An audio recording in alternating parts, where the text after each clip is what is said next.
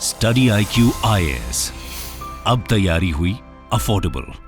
नमस्कार दोस्तों Justin Trudeau और कनाडा लगातार विवाद में बने हुए हैं। आपने देखा ही है पिछले हफ्ते कितना ज्यादा भारत और कनाडा को लेकर चिंता थी, रिलेशंस बिगड़ रहे थे। यहां पर खालिस्तान का जो मुद्दा था वो सामने आ रहा था। कनाडा के ऊपर आरोप लग रहा है कि वो टेररिस्ट को पनाह दे रहे हैं। खैर, यहां पर एक और जो बात सामने आई है वो ये है कि कनाडा की पार्लियामेंट ने, जी हां, कनाडा की पार्लियामेंट ने एक ऐसे व्यक्ति को सम्मान दिया है, ऑनर दिया है, जिसने कई लोगों को मारा है। नाजीज, आपको पता है ना कि किस तरह से एडोल्फ हिटलर वर्ल्ड वॉर 2 के दौरान जो नाजीज थे उन्होंने ज्यूज के ऊपर अत्याचार किया था, उसको एक तरह से यहां पर ऑनर किया गया है। मतलब एक बहुत बड़ा शेम आप कह सकते हो कनाडा के लिए। आप देख पाओगे, Canada's parliament honours a man who fought for Nazis, speaker apologises letter. तो इसके बारे में आपको डिटेल से बताऊंगा, और हो सकता है आप में से कई लोगों को यहां पर जो इशू है नाजीज और जूस का वो नहीं पता, वो भी मैं आपको बताऊंगा। काफी कुछ जानने को है, चलिए आगे बढ़ते हैं। लेकिन उससे पहले ध्यान रखिएगा, आप में से जितने भी लोग यूपीएससी 2024 की प्रिपरेशन कर रहे हैं और एक ऐसा बैच चाहते हैं जिसके अंदर प्रीलिम से लेकर इंटरव्यू तक की पूरी तैयारी कराई जाए, तो let me tell you, study IQ ने 3 लाइव बैच अभी स्टार्ट किया है। प्योर इंग्लिश, प्योर हिंदी और इंग्लिश बैच। कोई भी आपको लेना हो, यहां पर अभी भी आपके पास समय है। हमारे वेबसाइट ऐप पर जाइए, कमेंट सेक्शन में इसका लिंक है, वहां पर जाकर यूज करिए कोड अंकित लाइव। ये कोड इस्तेमाल करने से आपको मैक्सिमम डिस्काउंट मिल जाएगा। और इसके अलावा अगर आप MCQs अटेम्प्ट करना चाहते हैं तो मेरे इंस्टा पेज पर जा सकते हैं, वहां पर स्टोरीज में जितने भी MCQs हैं उसको आप अटेम्प्ट कर पाएंगे। चलिए शुरुआत करते हैं और सबसे पहले ये देखते हैं कि एग्जैक्टली हुआ क्या है। देखिए, एक मेजर एम्बैरेसमेंट बताया जा रहा है कनाडा के लिए, कनाडा के पार्लियामेंट के लिए, और जाहिर तौर पर जो जस्टिन ट्रूडो हैं उनके लिए, क्योंकि वहां की जो पार्लियामेंट है ना, थोड़ा सा मैं आपको इसके बारे में भी बता देता हूं। जैसे भारत में आपको पता है हमारा जो संसद है वो 2 हाउसेज में बटा हुआ है। एक है आपका राज्यसभा जो कि अपर हाउस है, दूसरा है लोकसभा जिसको लोअर हाउस कहते हैं। लेकिन जो सरकार बनती है वो डिपेंड करता है कि लोअर हाउस में किस पार्टी को कितना वोट मिला। सेम उसी प्रकार से कनाडा के अंदर भी है। वहां पर जो लोअर हाउस है उसको कहा जाता है हाउस ऑफ कॉमन, और जो उनका अपर हाउस है उसको कहा जाता है सेनेट। तो ये जो पिक्चर आप देख रहे हो ये लोअर हाउस का है, हाउस ऑफ कॉमन का है। तो वहां पर क्या हुआ था कि जो ज़ेलेंस्की हैं, यूक्रेन के प्रेसिडेंट, वो वहां पर आए हुए थे, और उस दौरान जो है बताया जा रहा है कि यहां पर एक नाजी पर्सन को, मतलब जिसने कितने लोगों की मृत्यु की है, होलोकॉस्ट वगैरह आप सबको पता होगा किस तरह से ज्यूस को मारा गया है, उसके अंदर वो शामिल था। जर्मनी की आर्मी में वो शामिल था, और उसको एक तरह से यहां पर सम्मान देना, ये आप देख सकते हो, यही पर्सन है जिसकी मैं बात कर रहा हूं, और इसका नाम है बेसिकली हुंका। उसको लोअर हाउस ने, हाउस ऑफ कॉमन ने यहां पर एक तरह से काफी सम्मान दिया। वहां के जो स्पीकर हैं, लोअर हाउस के जो स्पीकर हाउस ऑफ कॉमन के, दैट इज एंथनी रोटा, उन्होंने यहां पर कहा कि जो ये वेटरन आप देख रहे हो, इन्होंने यहां पर वॉर में लड़ा है, वर्ल्ड वॉर 2 में लड़ा है, इसलिए हम उनको सम्मान करते हैं। और ये इंसिडेंट बेसिकली कब हुआ, जैसा कि मैं आपको बता रहा था, यूक्रेन के राष्ट्रपति जो ज़ेलेंस्की है वो कनाडा के दौरे पर आए हुए थे। और बेसिकली क्या है ना, मैं आपको लिंक बताता हूं। जब भी आप देखोगे जो 2 देश के लीडर आते हैं, आपस में एक साथ मिलते हैं, तो दोनों देश के बीच के जो रिलेशन है उसको सामने लाया जाता है। तो बेसिकली ये जो हुंका, ये जो वॉर वेटरन बताया जा रहा है ना, ये यूक्रेनियन है एक्चुअली, और ये बाद में माइग्रेट हो गए और ये कनाडा आ गए। तो he is basically Ukrainian Canadian, तो आप कह सकते हो। तो एक प्रकार से यूक्रेन और कनाडा के संबंध को दिखाने के लिए यहां पर ये जो वॉर वेटरन है उनको हाउस ऑफ कॉमन में यहां पर लाया गया था, ताकि जब ज़ेलेंस्की की स्पीच ओवर होगी, जब ज़ेलेंस्की हाउस ऑफ कॉमन में आएंगे, सबसे मिलेंगे, तब यहां पर हुंका को, ये वॉर वेटरन को सबके सामने प्रेजेंट किया जा सके और कनाडा और यूक्रेन के रिलेशंस को यहां पर बताया जा सके। लेकिन ये बैकफायर कर गया। अब जैसा कि मैं आपको कह रहा था कि ये जो वॉर वेटरन है हुंका, ये और कोई नहीं, बेसिकली जो वर्ल्ड वॉर 2 था जब चल रहा था और जर्मनी अत्याचार कर रहा था, एडोल्फ हिटलर अत्याचार कर रहे थे ज्यूस के ऊपर, तब ये नाजी पार्टी के अंदर, जो नाजी के अंदर एक डिवीजन है SS करके, और ये 14th weapon grenadier division basically इसको बताया जा रहा है, उसके अंदर ये बेसिकली आर्मी पर्सनल थे, और वो उन्होंने ज्यूस के खिलाफ लड़ा था। और इन्हीं को एक तरह से सम्मान देना, जाहिर सी बात है, ये कनाडा के लिए बहुत ज़्यादा बैकफायर किया है। Also let me tell you, यहाँ पर आप में से कई लोग सोच रहे होंगे कि उनको वहाँ पर बुलाया कौन, हाउस ऑफ कॉमन में उनको कौन बुलाया। देखो, इसका जिम्मेदार बेसिकली ट्रूडो को ही बताया जा रहा है, क्योंकि जब भी 2 देश के रिलेशंस की बात आती है तो कनाडा के अंदर जो प्राइम मिनिस्टर हैं, उनका जो पर्सनल प्रोटोकॉल ऑफिस है वो रेस्पॉन्सिबल होता है कि कौन पर्सन आएगा, किससे मिलाया जाएगा, क्या होगा।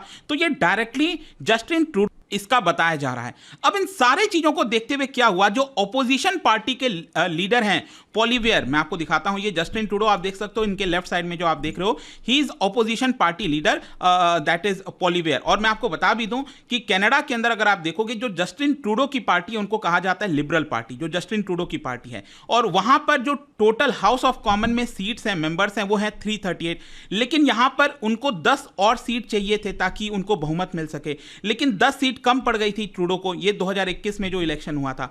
और उस समय क्या हुआ, जस्टिन ट्रूडो ने जो न्यू डेमोक्रेटिक पार्टी है उनसे मदद ली। तो न्यू डेमोक्रेटिक पार्टी और कोई नहीं है, ये जगमीत सिंह की पार्टी है। और जगमीत सिंह आपको पता है, अगेन ये एक खालिस्तानी सिंपथाइजर इसको बताया जाता है। तो जगमीत सिंह के साथ मिलकर उनकी सरकार इस समय बची हुई है, अदरवाइज जस्टिन ट्रूडो के पास एक तरह से कम सीट है जितना उनको चाहिए। तो यहां पर जो ऑपोजिशन, ये जो ऑपोजिशन आप देख सकते हो, ये कंजर्वेटिव पार्टी से बिलोंग करते हैं, दैट इज पॉलिवियर, जो मैंने आपको बताया। उन्होंने इसके खिलाफ सोशल मीडिया पर लिखा और कहा कि हमें डायरेक्टली प्राइम मिनिस्टर से अपॉलॉजी चाहिए। यहां पर उनका यह कहना था कि जिस तरह से एक नाजी वेटरन को हाउस ऑफ कॉमन में बुलाना, उनको सम्मान देना, यह एक तरह से शर्मिंदगी की बात है और इसके डायरेक्टली जो जिम्मेदार हैं वो और कोई नहीं, जस्टिन ट्रूडो हैं, उन्होंने आरोप लगा दिया। और सिर्फ यही नहीं, कनाडा के अंदर वहां की जो ह्यूमन राइट ग्रुप्स हैं उन्होंने भी इसको लेकर आवाज उठाया और कहा कि ऐसा कैसे कर सकते हैं, मतलब कनाडा इस तरह से कैसे कर सकता है, एक नाजी मिलिट्री यूनिट के वेटरन को बुलाना जरा भी बर्दाश्त नहीं होगा। अब ये जब मामला काफी ज्यादा बैकफायर कर गया था, इसको देखते हुए वहां के जो स्पीकर हैं, मैंने आपको पहले ही बताया, स्पीकर इज एंथनी रोटा, उन्होंने यहां पर माफी मांगी सभी के सामने। और ये माफी पूरे कनाडा के अंदर जो जूइश कम्युनिटी रहती है और पूरे दुनिया भर में जो जूइश कम्युनिटी रहती है उनके लिए किया गया, क्योंकि आपको ये एक इमोशनल मोमेंट समझना है। ज्यूज के लिए जो एक तरह से नाजीज के द्वारा किया गया था ना, वो कभी वो भूल ही नहीं सकते।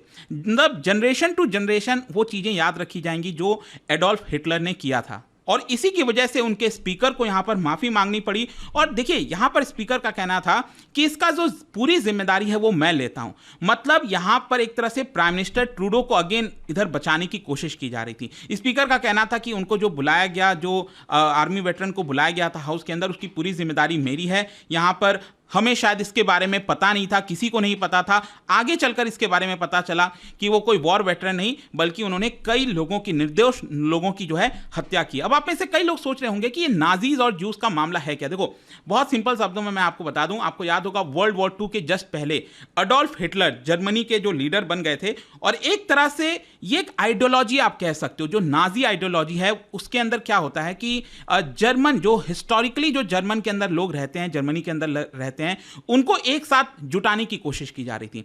अडोल्फ हिटलर को क्या चाहिए था, नेशनलिज्म ज्यादा से ज्यादा लोगों के अंदर कूट कूट कर भरो, और ताकि लोग एक साथ आ जाएं, जर्मनी के जितने भी लोग हैं वो एक साथ आएं। और उसके लिए क्या होता है, जब आप किसी ग्रुप को एक साथ लाना चाहते हो ना, तो आपको सामने एक दुश्मन दिखाना पड़ता है। तो कुछ वैसा ही अडोल्फ हिटलर ने किया था कि यहां पर जो ज्यूज थे उनको एक तरह, क्योंकि हिस्टोरिकली भी क्या है, पूरे यूरोपियन देशों में अगर आप देखोगे ना, तो ज्यूज के ऊपर काफी अत्याचार हुए हैं, क्योंकि उनके ऊपर इल्जाम लगता रहा है कई बार कि Jews are Christ killers also. तो इस तरह से जो आरोप लगाए गए हैं ज्यूज के ऊपर जानबूझ के बार बार, इसकी वजह से ज्यूज के ऊपर काफी अत्याचार हुआ है। और उसी का फायदा एक तरह से अडोल्फ हिटलर ने और उनकी जो पार्टी थी नाजी पार्टी, उन्होंने यहां पर उठाने की कोशिश की। और इनफैक्ट अडोल्फ हिटलर ने यह भी कहा कि वर्ल्ड वॉर 1 में जो जर्मनी हारा था उसका जिम्मेदार भी नाजी जो है ज्यूज हैं।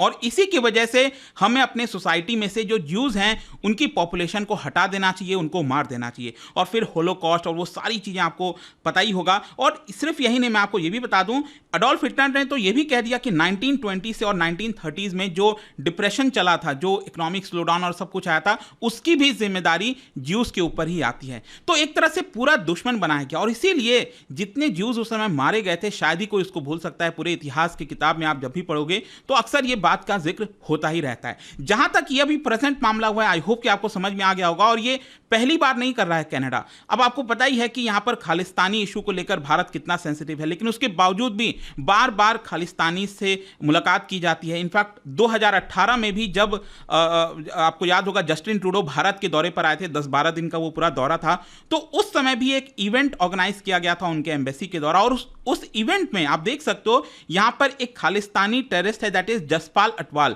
उसको भी उसमें बुलाया गया था, उसको इनवाइट किया गया था। तो मतलब एक तरह से काफी ज्यादा सिंपैथी रखता है कनाडा जो है इस तरह के टेररिस्ट के साथ मिलकर। और ये आप जो फोटो देख रहे हो नीचे, ये जस्टिन ट्रूडो की वाइफ हैं। ऑल्दो आपको पता ही होगा जस्टिन ट्रूडो ने अभी रिसेंटली डाइवोर्स भी लिया था, तलाक ले लिया है। वो ये जसपाल अटवाल के साथ ये पिक्चर आप देख सकते हो। खैर, आई होप कि इस पूरे वीडियो में आपको डिटेल से चीजें समझ में आ गई होंगी, जो भी मामला अभी सामने आया है। और जाने से पहले एक इंटरेस्टिंग क्वेश्चन, क्योंकि हम नाजीज की बात करें, आपको पता है नाजीज का एक सिंबल था, दैट इज स्वास्तिक सिंबल जो होता था। तो ये बेसिकली क्या सिंबलाइज करता है? ये जो नाजी आइडियोलॉजी में स्वास्तिक है वो क्या आइडियोलाइज करता है? आपको बताना है। इसका राइट आंसर आप सबको पता है, मेरे इंस्टाग्राम पर तो मिलेगा ही, वहां पर अगर आप नहीं हो कोई बात नहीं, टेलीग्राम से ले सकते हैं इसका सही उत्तर। मैं कई सारे जो MCQs हैं वो यहाँ पर स्टोरीज में डालता रहता हूँ। बाकी अगर आपको PDF चाहिए तो टेलीग्राम पर आइए, अलग अलग सोशल मीडिया पर आप जुड़ पाओगे। और जैसा मैंने आपको बताया, UPSC की तैयारी कर रहे हैं, कोई भी बैच लेना चाहते हैं, just use the code Ankit live to get maximum discount. And I hope की वीडियो आपको पसंद आ जाएगा। मिलता हूं आपसे next time. Till then, thank you very much, see you soon. Study IQ IAS, अब तैयारी हुई अफोर्डेबल।